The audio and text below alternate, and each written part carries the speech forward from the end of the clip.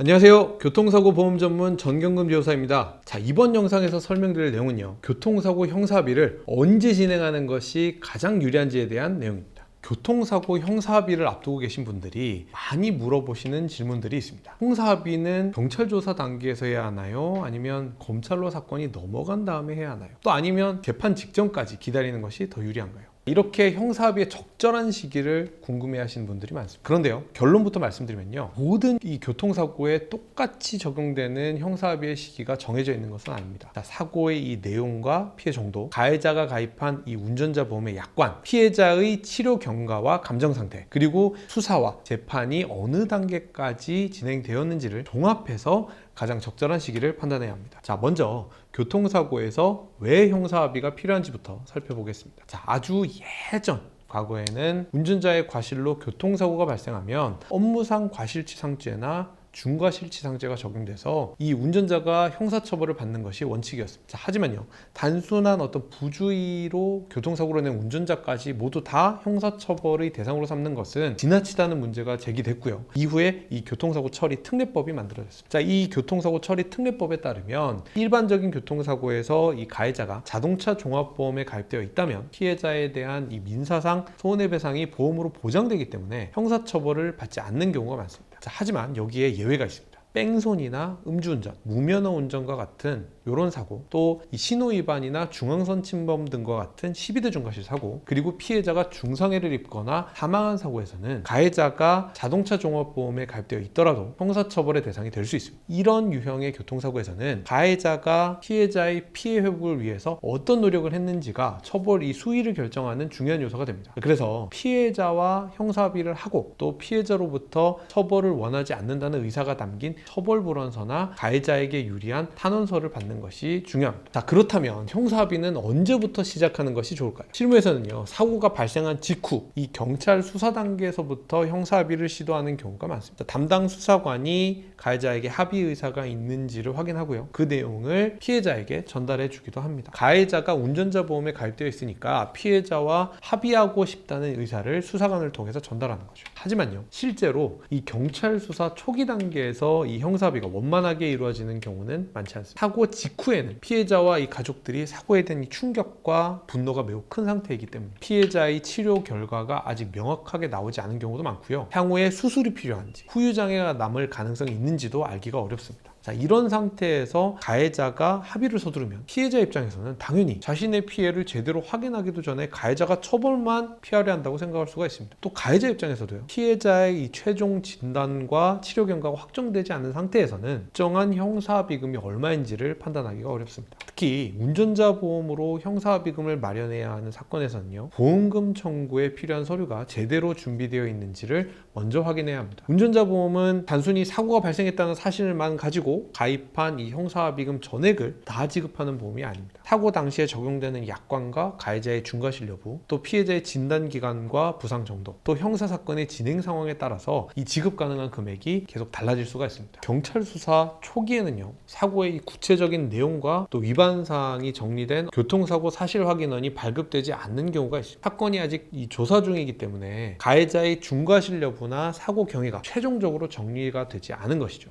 이 서류가 준비되지 않으면 운전자 보험에서 실제로 얼마의 형사합의금을 지원받을 수 있는지 정확하게 확인하기 어려울 수 있습니다. 그래서 경찰 단계에서는요, 합의를 시도를 하더라도 구체적인 금액까지 확정하지 못하고 합의 의사만 서로 확인한 상태에서 사건이 검찰로 넘어가는 경우가 많습니다. 자, 그렇다면 검찰 송치 이후에는 어떨까요? 사건이 검찰로 송치가 되면 경찰의 수사 내용과 사고 경위가 어느 정도 이렇게 정리되어 있고, 또 가해자의 법 위반 내용도 보다 구체적으로 확인할 수 있습니다. 피해자도 사고 직후보다는 어느 정도 이 치료를 받은 상태이기 때문에 현재의 부상 정도와 향후 치료 계획을 조금 더 구체적으로 판단해 볼 수가 있습니다. 가해자 입장에서도 자신이 어떤 혐의로 송치되었는지, 또 정식 기소 가능성이 어느 정도인지, 예상되는 처벌 수위가 또 어느 정도인지 이렇게 검토를 해볼 수가 있습니다. 자, 그래서 실무에서는요, 검찰에 송치된 이후부터 재판이 시작되기 전까지 형사합의를 본격적으로 진행하는 경우가 많습니다. 하지만요, 검찰로 송치되었다고 해서 무조건 그때 즉시 합의하는 것이 가장 좋은 것은 아닙니다. 피해자의 치료가 아직 충분히 진행되지 않았거나 중상해 인정 여부가 확정되지 않은 사건이라면 이 형사합의를 조금 더 신중하게 천천히 진행할 필요가 있습니다. 자, 예를 들어서요, 사고 직후에는 단순한 골절로 보였지만 치료를 이렇게 계속 하다 보니까 심각한 후유장애가 확인되는 경우도 있습니다. 이 뇌손상이나 척수손상처럼요, 사고 초기에는 최종적인 예후를 판단하기 어려운 부상도 있습니다. 자, 이런 사건에서 피해자가 너무 일찍 이 적은 금액으로 형사합의를 하면 나중에 상태가 뒤늦게 악화되더라도 합의를 다시 되돌리기가 어렵습니다. 반대로 가해자 입장에서는요, 피해자의 상태가 확정될 때까지 무작정 기다리는 것도 위험할 수가 있습니다. 사건이 정식 기소되고 또 재판이 시작됐는데도 피해자와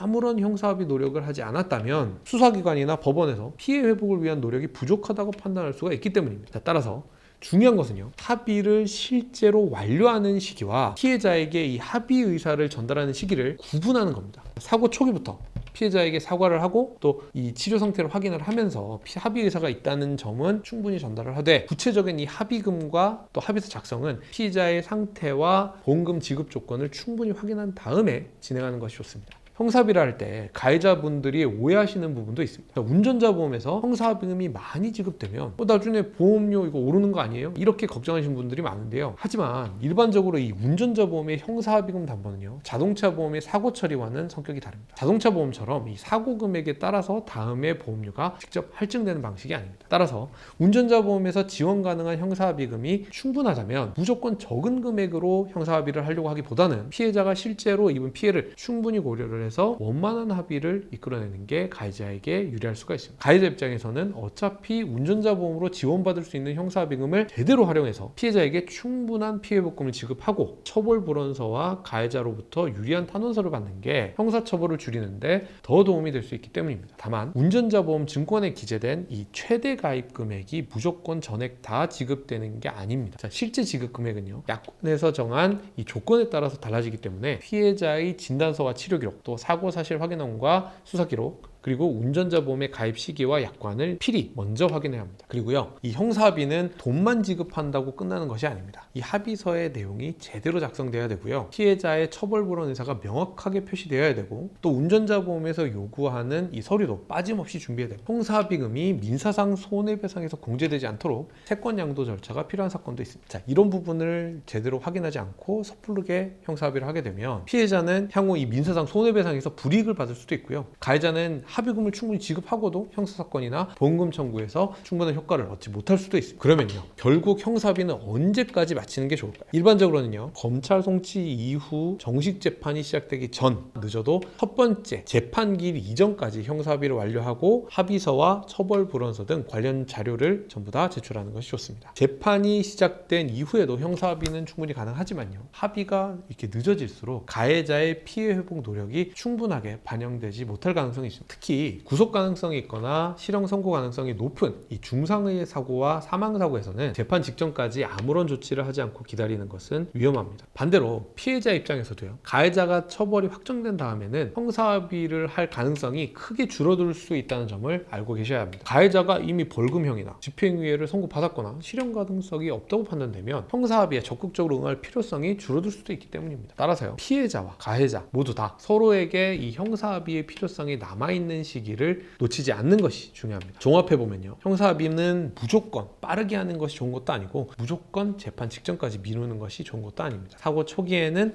이 합의 의사를 충분히 전달하고요, 피해자의 치료 상태와 감정 상태를 살펴봐야 합니다. 검찰 송치 이후에는 사고의 내용과 예상 처벌 수위, 운전자 보험의 지급 가능 금액을 구체적으로 확인한 다음에 본격적인 합의를 진행하는 것이 좋습니다. 자, 그리고 가능하다면 정식 재판이 시작되기 전이나 또는 첫 재판기 이전까지 합의를 마치고 관련 자료를 수사기관이나 법원에 제출하는 것이 일반적입니다. 다만 중상해 인정 여부가 불분명하거나 피해자의 상태가 계속 이렇게 변하고 있는 사건이라면 단순히 사건의 절차 순서만 보고 합의 시기를 정해서는 안 됩니다. 사건의 어떤 경중과 양측의 입장, 그리고 피해자의 치료 경과와 운전자 보험의 약관을 모두 다 검토를 해서 전략적으로 합의 시기를 결정해야 합니다. 근데 이런 판단을 피해자 당사자나 가해자 당사자가 직접 하기가 쉽지 않다는 게 문제입니다. 피해자는 사고로 인한 고통과 분노가 있고 가해자는 형사처벌에 대한 불안이 있기 때문에 객관적인 판단을 하기가 어렵습니다. 그리고요, 이 형사 절차뿐만 아니라 민사상 손해배상과 운전자 보험이 지급 여부까지 함께 다 고려해야 되기 때문에 교통사고 사건에 대한 충분한 경험이 필요합니다. 따라서요, 이 중상해 사고나 사망사고, 12대 중과실 사고로 이 형사합의가 필요한 상황이라면 경찰 조사 초기 단계부터 피해자 사건과 가해자 사건을 모두 다 경험해본 교통사고 전문 변호사와 상의해 보시는 것이 좋습니다. 적절한 합의 시기를 놓치지 않고 또 피해자에게는 충분한 피해 회복이 이루어지고 또 가해자에게는 피해 회복 노력이 형사 절차에 제대로 이렇게 반영될 수 있도록 사건 초기부터 준비하는 것이 중요합니다. 이번에 설명드린 정보는 여기까지입니다. 설명드린 내용 중에 이해하기 어려운